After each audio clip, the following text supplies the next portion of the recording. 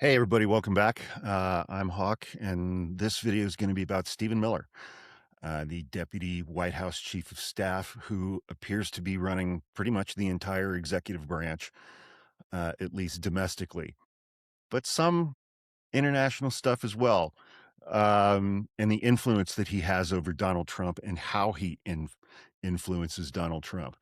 If you like this video, please click like, leave a comment, and please subscribe to my page. I would very much appreciate that. So, the Wall Street Journal had an article out a couple days ago called How Stephen Miller Stokes Trump's Boundary Pushing Impulses.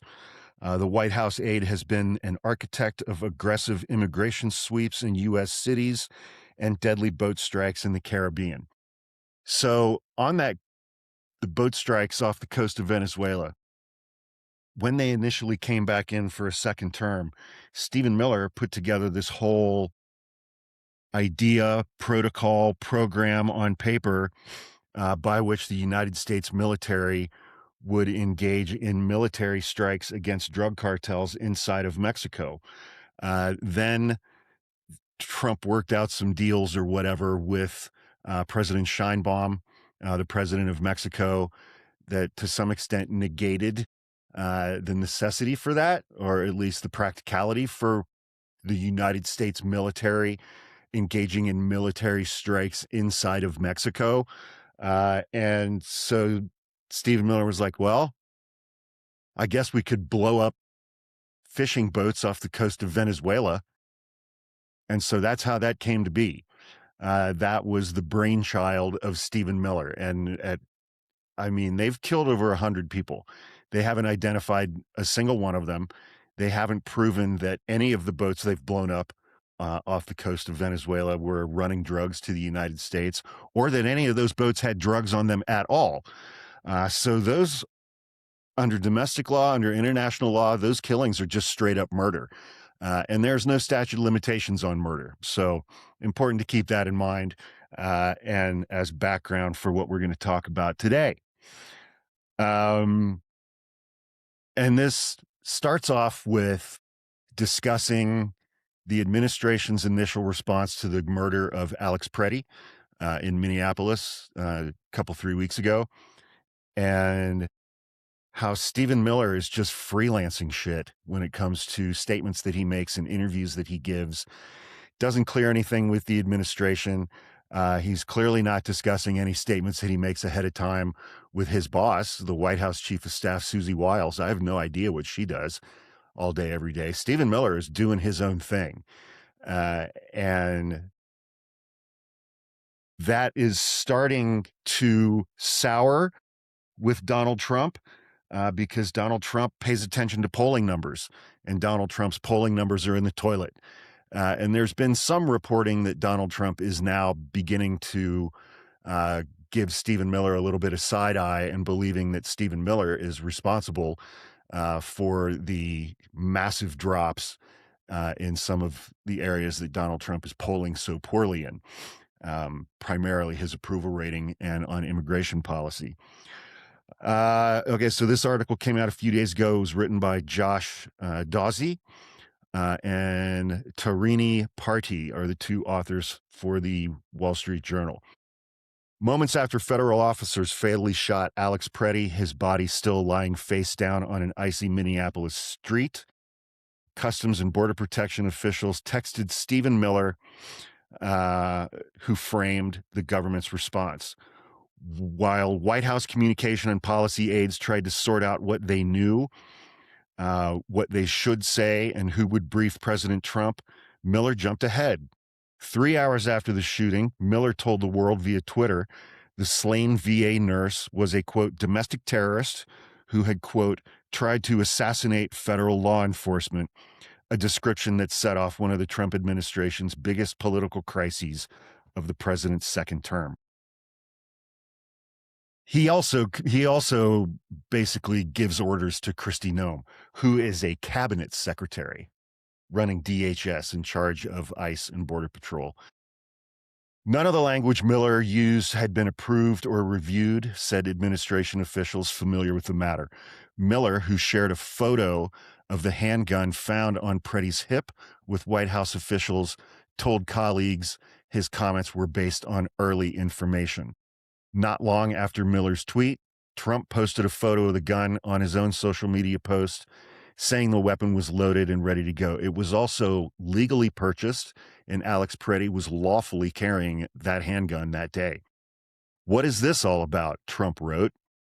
Video footage soon contradicted Miller's portrayal of Pretti and marked a rare setback for the singularly powerful White House advisor who has shaped many of the president's most incendiary impulses. Miller has been an architect in almost every boundary-pushing effort in Trump's second term, according to White House officials, including immigration sweeps in U.S. cities and the deadly boat strikes in the Caribbean. When protests spread in Minneapolis, Miller raised the idea of the president invoking the Insurrection Act and sending in military troops, a possibility that Trump later voiced publicly. You know what, man? Stephen Miller is a short, skinny, bald wimp of a man who 24/7 craves violence. I mean, I firmly believe, I don't know that this is true, but I firmly I believe that Stephen Miller frequently masturbates to videos of ICE agents being violent with protesters and immigrants. I think that's a very accurate thing. Again, I don't know that that's true. I'm not saying it's true, allegedly, but none of us has any difficulty picturing Stephen Miller doing that. After immigration agents fatally shot Renee Good in early January, senior officials from the White House and DHS discussed whether to continue the operation in Minneapolis, according to familiar sources. Miller said even more officers should be deployed. A White House official said, both to continue the raids and to protect the agents conducting them. Miller reminded the president of their original goal in the city, an immigration crackdown related to welfare fraud by Somali migrants. When you're investigating welfare fraud, you send in a team of forensic accountants and white-collar investigators, which we used to have plenty of at the FBI, and we no longer do. Miller, a 40-year-old from historically progressive Santa Monica, California, has been by Trump's side through thick and thin since 2016, earning the president's trust in part by proving that an aggressive approach to curbing illegal immigration would be a political winner. After Trump's 2020 election defeat, Miller helped plot Trump's return to the Oval Office. Cool. Miller has repeatedly said that bad people have been pouring into the United States and that the administration should respond with aggressive law enforcement. He confronts aides who bring up legal checks that might hinder his pursuit and dismisses concerns over public reaction to the administration's most far-reaching measures. After agents detained 2 U.S. citizens working at a Target store in Minneapolis, they beat the shit out of one of them. He's like a 17-year-old kid, and dropped him off several blocks away. When they realized he was a U.S. citizen, they made the kid walk back to the Target store in the freezing cold, and he was crying when he got back because he'd just gotten his shit kicked out of him by a bunch of ICE agents. Somebody on scene was filming when he walked back and said, "Are you okay?" And the kid was crying and said, "No." Ah, man. While other aides grimaced at the widely shared videos. Steve Bannon chimed in. Stephen Miller has the unique ability to take the president's idea on complex topics and hammer through a set of policies that drive the action and deliver. He doesn't overwhelm you with a charm offensive. That's the understatement of the year. Here's something that I read in this article that blew my mind. Miller was influential in Trump's first term, but his power has expanded in the second one. Listen to this. He has personally drafted or edited every single executive order that Trump has signed and has faced little opposition from administration officials to his work to reshape immigration policy. He's drafted or edited every single executive order that Trump has signed. all the ones on elections, all the ones declaring all of us to be domestic terrorists, Antifa, National Presidential Security Memo number 7, all of them written by Stephen Miller. Miller helped come up with the idea to blow up drug boats, officials said, and to deport migrants to a prison in El Salvador, CCOT prison, using the Wartime Alien Enemies Act, an action now under court challenge. Stephen Miller is dangerous because he understands how government works.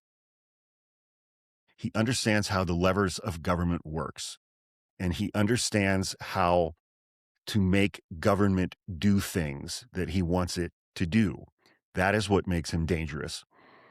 Back to the article. Senior administration officials credit Miller with increasing cooperation with the FBI and other law enforcement agencies to the immigration effort, as well as pushing the State Department, Marco Rubio, to force countries to take back immigrants.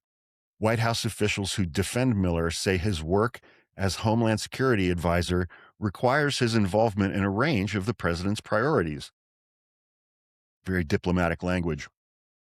Kristi Noem, the Homeland Security Secretary, echoed Miller's early description of the Pretti killing and has told others that Miller directs major decisions at her department, a characterization one White House official disputed.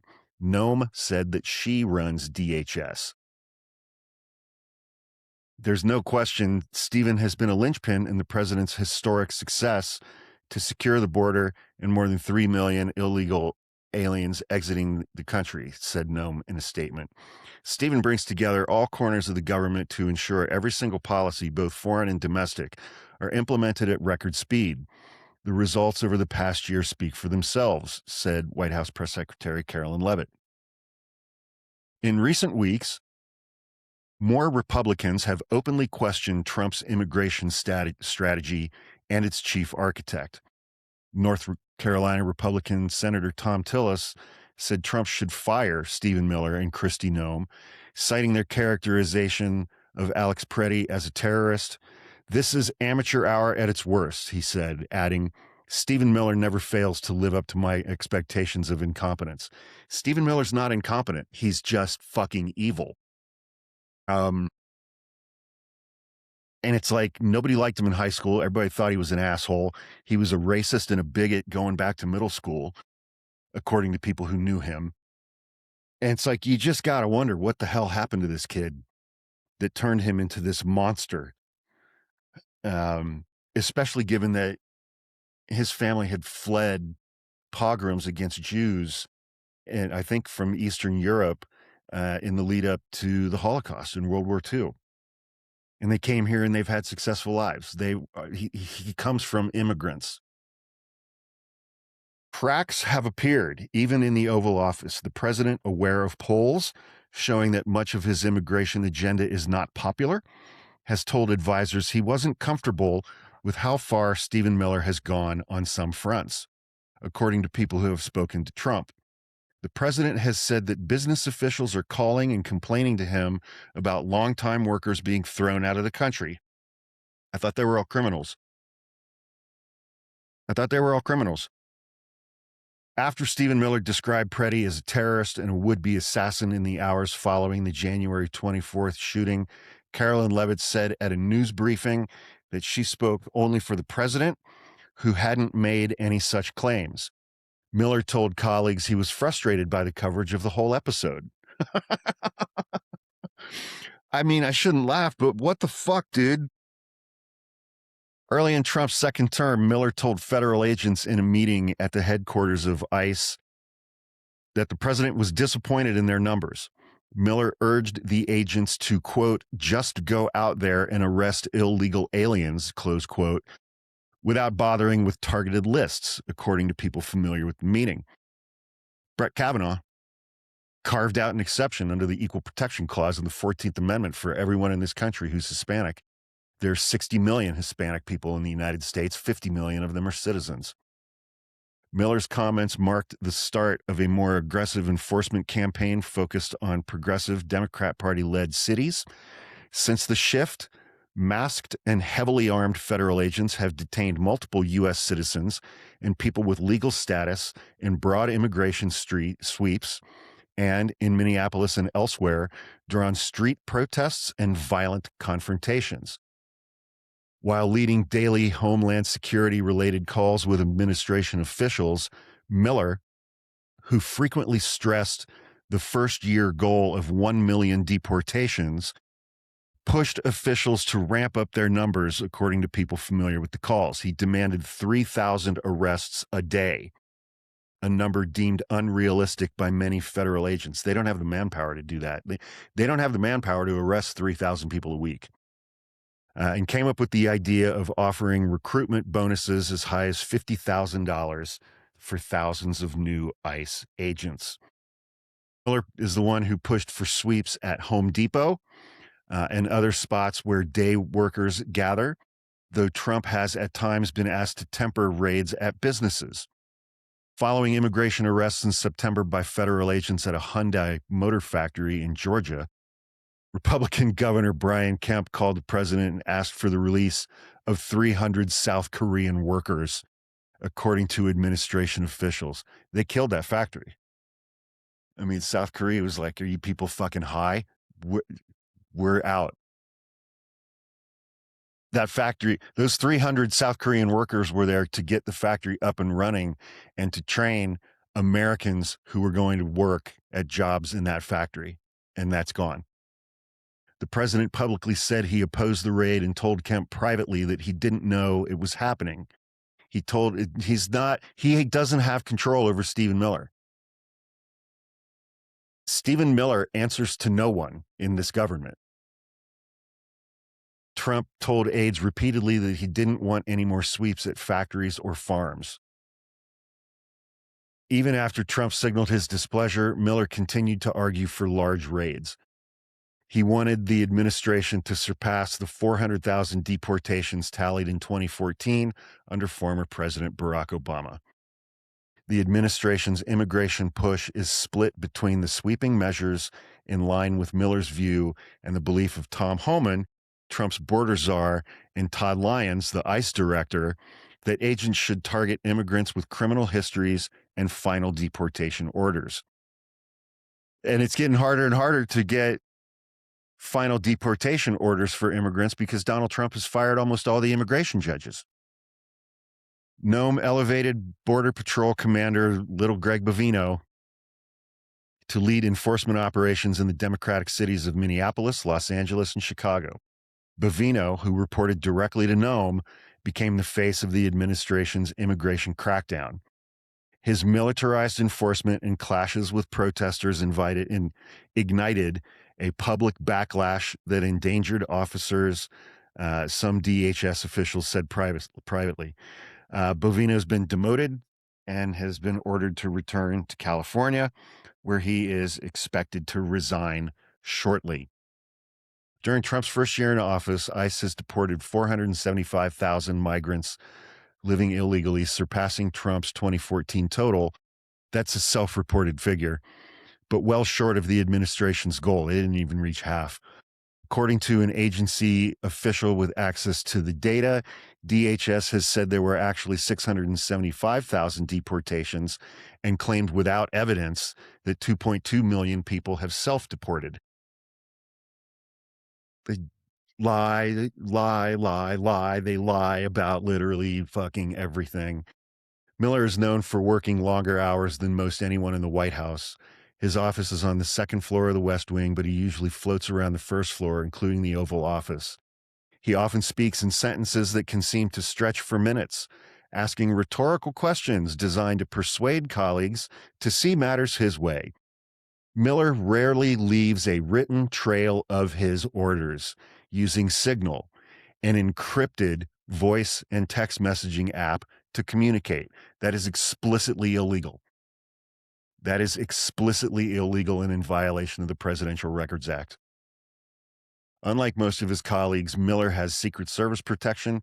He moved his family to a military base after protests outside his home in Arlington, Virginia. He had a $6.5 million home in Arlington, Virginia, and people wrote protest messages to him on the sidewalk in chalk. and he got scared. They weren't threatening messages. They were just being mean to him with chalk on a sidewalk. So he moved his wife and kids from a $6.5 million home. They're now living in a military barracks with Secret Service protection. He asked officials at the FBI and the Justice Department to investigate the protesters, including people who posted his home address online, according to administration officials. Early in Trump's second term, Miller amassed power in his own Homeland Security Council and outfoxed others with his command of the workings of government. His authority, officials say, derives from his ability to manage the president. He often uses gory images to persuade Trump after a Department of Government Efficiency staffer, Doge, Edward Corsetine, that known as Big Balls, was beaten in an attempted carjacking last summer. Miller brought the president large photos of the bloodied man and told him that crime in Washington was climbing. Trump soon posted the photo himself and deployed the National Guard, saying it was necessary to make the city safe. That deployment has been ruled illegal by a federal trial court. And horrifically, a couple months ago, 2 of those National Guard troops were shot. 1 was killed. 1 was almost killed. And their deployment to Washington, D.C. was illegal. They were shot by an Afghan immigrant who had worked with the CIA in a hit squad in Afghanistan for the better part of a decade. They recruited him to be an assassin when he was 15 years old. More recently, Miller has broadened his portfolio beyond immigration to national security. In early January, he boasted on CNN that the U.S. could pursue Trump's ambitions to control the Arctic without an invasion, saying in a TV interview, "Nobody's going to fight the United States militarily over the future of Greenland." Other White House officials said they were amazed at the comments, which were not authorized by Trump. He just freelances all the fucking time. In another TV appearance, Miller talked about Venezuela, prompting Trump to ask aides, "Why is Miller speaking about foreign policy? He doesn't do foreign policy," Trump said. After the killing of Charlie Kirk, Trump signed an executive order targeting liberal groups he said were promoting political violence.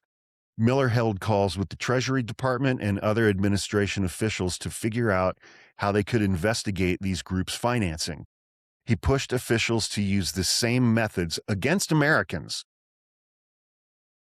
the same methods that had been employed on foreign terrorist organizations after the 9/11 attacks.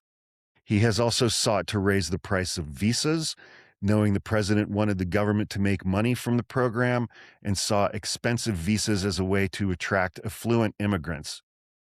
When Miller celebrated his 40th birthday last year at the swanky members-only Ned's Club in Washington, House Speaker Mike Johnson and most of Trump's cabinet members showed up and attended.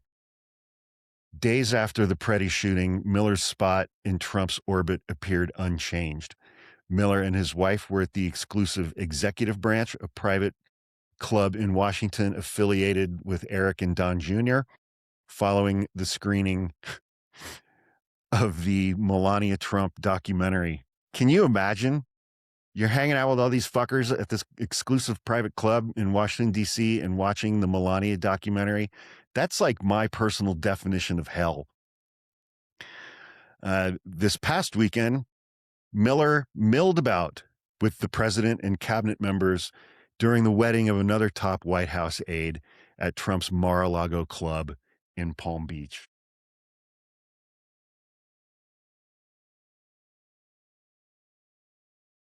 I think Stephen Miller is the most dangerous person in Donald Trump's administration.